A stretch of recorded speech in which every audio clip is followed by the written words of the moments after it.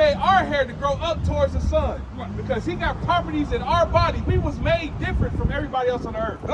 That's why when you look at these people, their hair fall down to the earth, it fall down to the ground, it's stringy, it don't hold no moisture. It's not made like our hair. So first and foremost, Christ had white, woolly textured hair.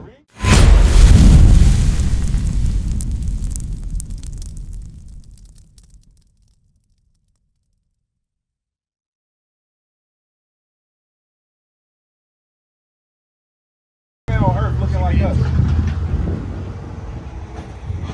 We got to have some more self-esteem about ourselves. You know, we got to start looking at ourselves in a greater light. The greatest man that walked this earth, the Bible describes him as looking just like us. We just read it for him. I'm reading for you one more time. All right, let's get Revelation. Read verse 14. Revelation chapter 1 and verse 14. Come on. His head and his hair were white like wool. So first and foremost, it said the hair on his head and his beard was white like wool. Who has woolly textured hair on this earth? Black people, that's like right. Your hair, that's woolly texture hair. But this is the thing. These people right here, right? Let's go for a second. These people right here, they tell us our natural hair is ugly. They tell us our natural hair is kinky, it's not good for nothing. But you gotta think about it. When a white person come up to you, what they trying to do? They trying to touch your hair, right?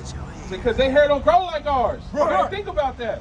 God made our hair to grow up towards the sun because he got properties in our body. We was made different from everybody else on the earth. That's why when you look at these people, their hair fall down to the earth, it fall down to the ground, it's stringy, it don't hold no moisture. It's not made like our hair. So first and foremost, Christ had white, woolly textured hair. Read. As white as snow, and his eyes were as a flame of fire, and his feet like a fine brass. So we just said, show my man right here, what color is brass? All right, I wish somebody out here had a penny. When you think about a penny, it is closely our color, so our complexion. All right, a penny is a derivative of brown.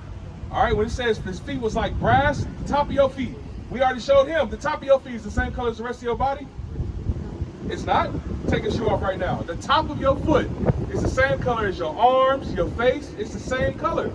It's brown. The bottom, now that's lighter, but the top of your foot, yes, the same color. Just like my man's right here. Read. As if they burned in a furnace. So not only was it brown, it said it's so brown as if it burned in a furnace. Christ is a black man. So when Christ walked the earth, he had color. Why do you think Christ had no color? Because he's spirit. So can you nail a spirit to a cross? That's what I said. Christ. That's what we're talking about. Jesus Christ, the one that died on the cross. Did he have color? Yeah. So what color was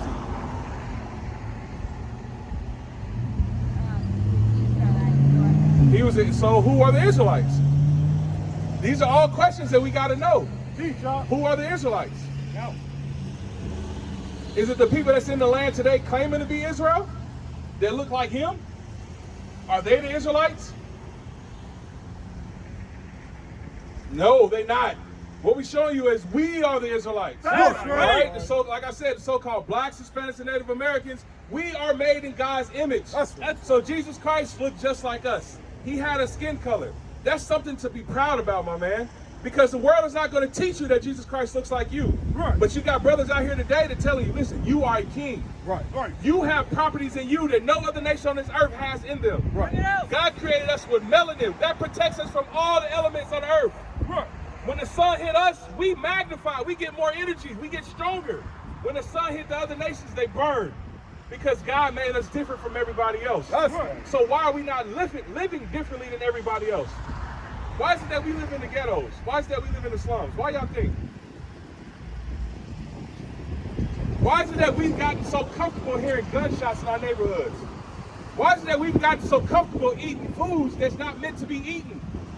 We got to examine this thing. Deuteronomy 28. Deuteronomy 28, verse 15. Deuteronomy chapter 28 and verse 15.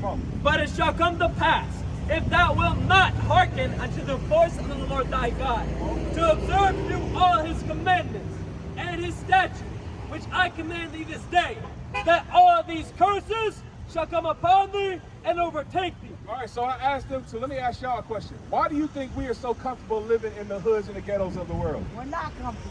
We not? We're miserable. Okay, we are. You're absolutely right. We're suffering. We're miserable. What have we done to get out of the conditions that we're in? We've learned. Learn what? To change. Okay. And make better choices. Okay, so let me ask you this. Do our people still rely on politics to change the black community? No, I rely on God. Okay, but I'm talking about as a whole nation. Do our people rely on politics? Yeah, we do. Black people are one of the major leaders that support the Democratic Party. That's right. You got, when Donald Trump got elected the first time, who was the ones praying over Donald Trump? All the black pastors who's supposed to be out here giving our people the solutions. But our people have not learned who we are. All right, we're starting to get a sense of, you know what, how we living ain't natural. It ain't right. We're not supposed to be living getting comfortable with gunshots. We're not supposed to be comfortable getting being on Section 8, being on food stamps, all these things. But we are comfortable in that stuff. Why? Because we have not done anything to change the conditions that we're living in. Right.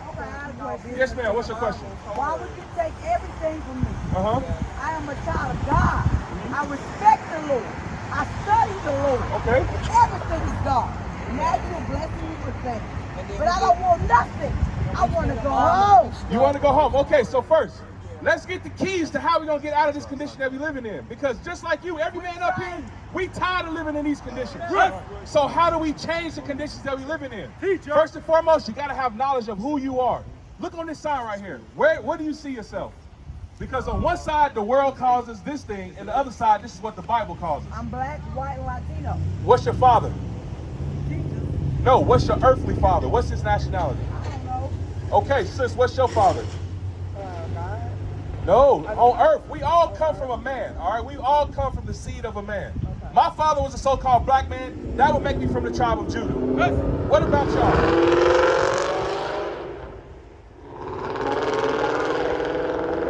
A white man, a Latino man. Wow. We come from everything. Okay, so God watch is this. creator. He made Deuteronomy us 28. different and twisted. He did, but listen, my brother, what's your nationality? Black. Your father's so-called black man, right? Okay, so you would be from the tribe of Judah. It's that simple. God said, you know what? Every man on this earth has the same beginning. You got a father and you got a mother. The father determines your nationality. And that's who we are today, all right? We can't say, everybody says Christ is my father, but first and foremost, we're not living how Christ told us to live. How do we know that? Because we are still in the ghettos. We are still in the slums. We're still saying we don't know our nationality. We all have a nationality. We all come from a nation of people. We have to understand that. That's the first step to getting out of the conditions that we're living in. Read what you got. Verse 15. But it shall come to pass, if thou wilt not hearken unto the voice of the Lord thy God, to observe to do all his commandments and his statutes, which I command thee this day, that all these curses shall come upon thee and overtake thee. We all claim that we love God, that we got a relationship with God. We all say this stuff. How is our life reflecting that? It's not. Our life is not reflecting that because we still eating pork. We still eating shrimp. We still eating catfish. We are still dressing out of order from the Bible. We are still doing things that God told us not to do. Well, what is the order? Oh, I'm glad you asked that. That's a great question. Who makes me talk? Who makes me talk? God makes me talk. Everything I speak comes from this Bible, which is the voice of God. Okay, so now the voice of God is about to show you how you're supposed to be moving in this world today. Read verse 16. Verse 16. Cursed shalt thou be in the city. Because we have thrown God's words behind our back, we live in the ghettos. We have the worst grocery stores. We have the worst education. We have churches on every 10 steps in our community, but no change has been happening.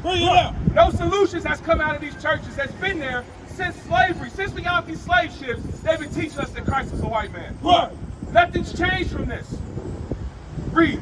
And cursed shalt thou be in the field. As a result of that, we were in the cotton fields. We was picking cotton from sunup to sundown. If she didn't pick enough cotton, they would take her and give her lashes, because even the kids, they didn't care about our kids. Is God a woman or a man? God is a black man. That's right.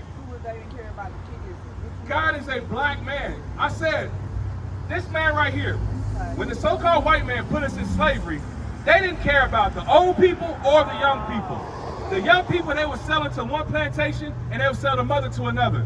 If the young kids did not pick enough cotton according to their body weight, they got whippings. They didn't even before that, they was taking some of our sisters that was pregnant, cutting the babies out of their stomach and using it for gator bait. We don't know about this history because all we so caring about is God loves everybody. I got a personal relationship with God. This is the stuff we've been taught. We have not been taught our history. Huh? Why is he talking to me? Why is he talking to you? Because he is the controller. God is not in you yet. He can be in you, but you have to do things God told you to do. I'm about to show you something. 1 John chapter 5, verse 3. Bring it out. I'm about to show you what the Bible says. You say you love God? Do you love God, sis? Yes. Okay, so let's see. What is the love? How do you love God? What is his name? What does that matter? What it does, it does. Who do you pray to? Okay, so let me ask you this. If I told you his name was Yahushua, would that change anything for you? No. It would His not. name is Jehovah. His name is God. Okay, so what does knowing the name of God matter if you're not doing what he told you to do? That's right. You knew your parents' first name, but if you didn't do what they told you to do, do you really love them? Bring it out. No. Read. 1 John chapter 5 and verse 3. Bring it out. For this is the love of God, This is how we show God we love him. This is what God cares about. Read. that we keep his commandments. If you love God, you're going to do exactly what God told you to do. He sacrificed his son so we have free will. No, he did not. Ain't no such thing as free will. Free will is what got us in the conditions that we living in. Right. Us thinking that we have free will is the reason why we shoot each other down every single day. Right. Every time we turn on the news, another black man gets shot. Right. Every time we turn on the news, we are leading the nations in abortions. Right. We are the fewest people on this earth, but we have the most abortions on the world. Right. Because we are not being obedient to God's words. Read it out. For this is the love of God, that we keep his commandments. And his commandments are not grievous. God's commandments are not hard to do. We always say, well, God knows my heart. God knows that we love to do whatever the hell we want to do. Right. And just come to him and say, you know what, God, I love you. I'm sorry. I'll do better next time. Thank him. Yes, this is how I thank him, by showing you, sister. You need to humble down to the scriptures and realize you don't know God the way you think you do. What is a nation?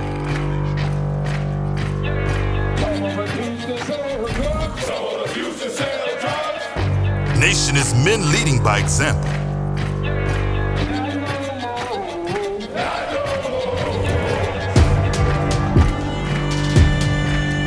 Nation is family.